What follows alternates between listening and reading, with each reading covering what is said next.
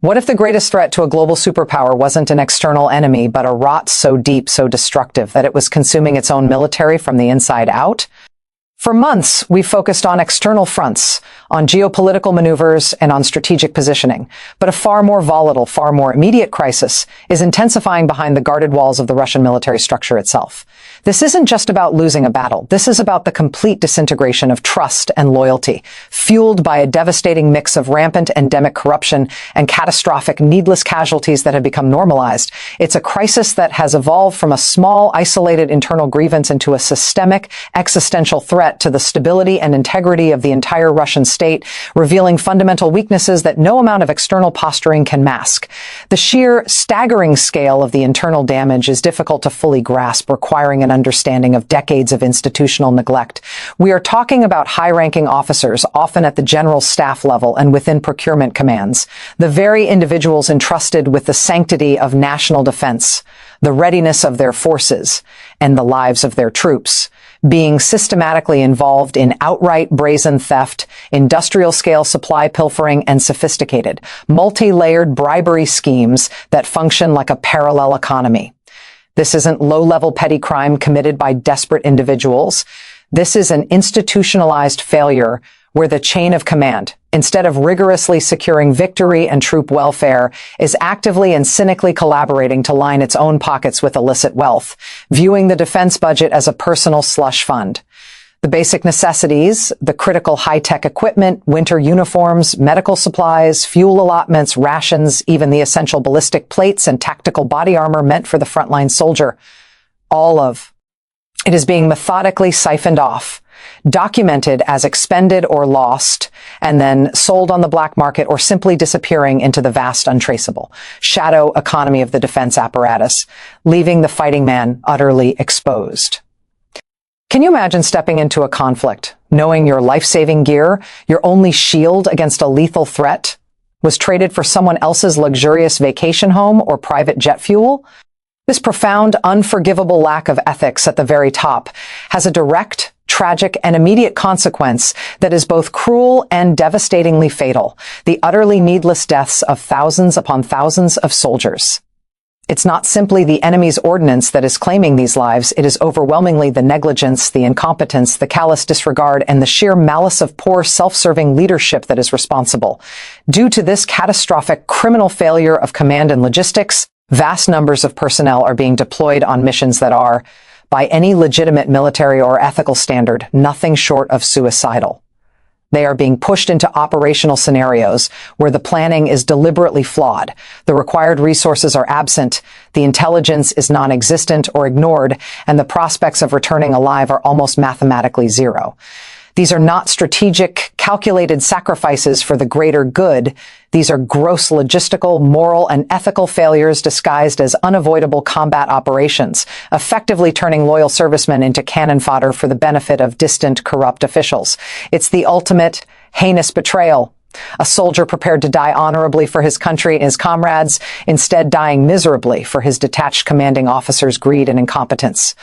The psychological, moral, and emotional toll this corrosive reality takes on the surviving ranks, the junior officers, and the non-commissioned personnel cannot be overstated.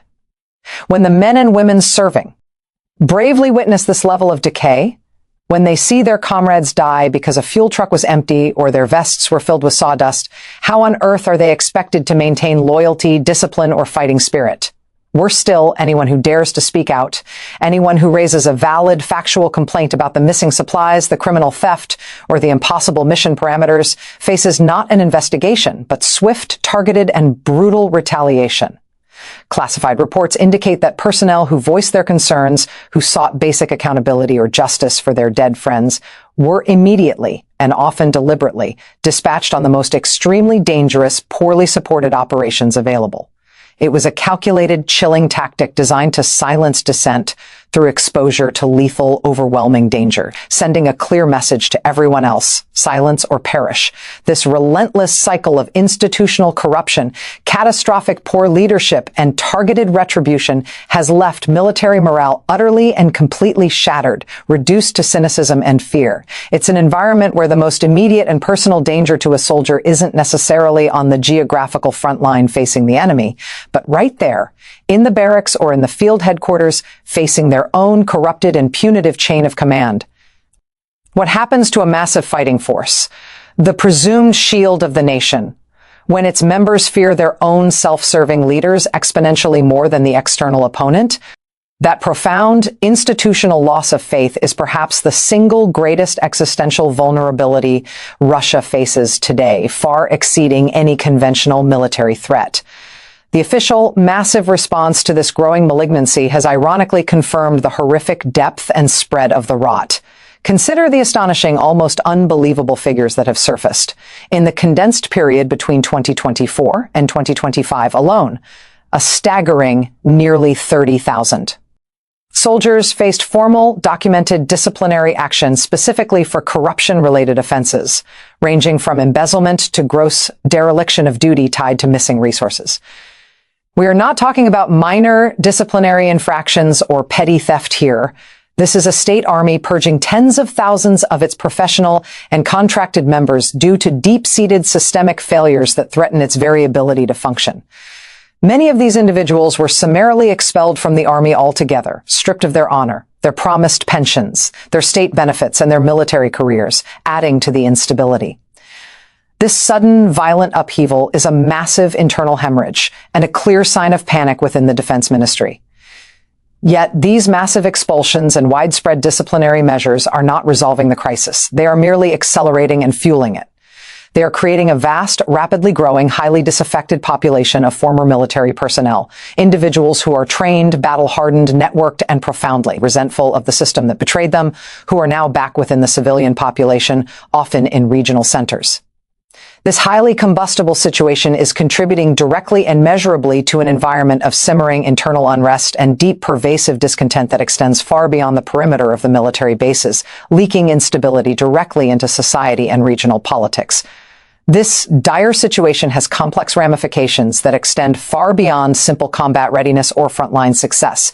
It is actively and aggressively eroding the fundamental trust, not just within the military structure, the essential trust between the operational officer and the rank-and-file soldier, but also the crucial foundational trust between the armed forces establishment and the political leadership in the Kremlin. The ruling power relies on the unquestioning loyalty and professional functionality of the military as the ultimate guarantor of its continued control and stability. When that vital central pillar is visibly and demonstrably crumbling due to internal decay, corruption, and self-serving criminality, it serves as a dangerous, unmistakable, and ticking clock warning to the Kremlin that internal pressure, that silent building rage among tens of thousands of armed men, could spiral rapidly out of control at any moment, potentially manifesting as politically motivated resistance. Can any regime truly feel secure and remain in control when its most vital security apparatus is so demonstrably compromised and demoralized by its own institutionalized greed?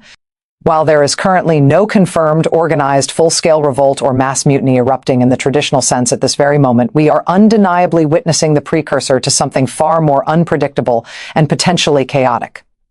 What we are observing is often described by analysts as a silent storm. A critical mass of deep-seated grievances, irreversible institutional failure, and boiling, widespread resentment that is gathering exponential pace beneath the surface of official silence. This is not a slow, manageable decline that can be contained by minor policy changes. It is a fundamental structural breaking point waiting for a trigger. The combined relentless forces of internal corruption and the high unacknowledged cost of human life are creating a political pressure cooker, and history provides overwhelming evidence that such systemic internal pressures rarely dissipate peacefully, often leading to internal collapse or sudden violent political shifts. This internal, self-inflicted crisis holds the very real potential to profoundly and violently shake the political and military landscape of Russia in the very near future, perhaps far sooner and more dramatically than anyone currently anticipates, demonstrating that the collapse came not from without, but from within. Greed is the deadliest enemy of any great power. A military cannot survive, nor can a state remain stable, when its leaders systematically prioritize personal profit over sacred duty and the lives of their own loyal soldiers. I believe it is an imperative to keep a very close analytical eye on this internal seismic shift, because the true destabilizing threat to Russia might not be thousands of miles away on any conventional border, but right here at the heart of its own corroded and corrupted military and political system. If you found this detailed, expanded breakdown of the internal crisis illuminating, please like and subscribe to stay informed on these critical, hidden, and rapidly evolving developments shaping global power dynamics and internal stability.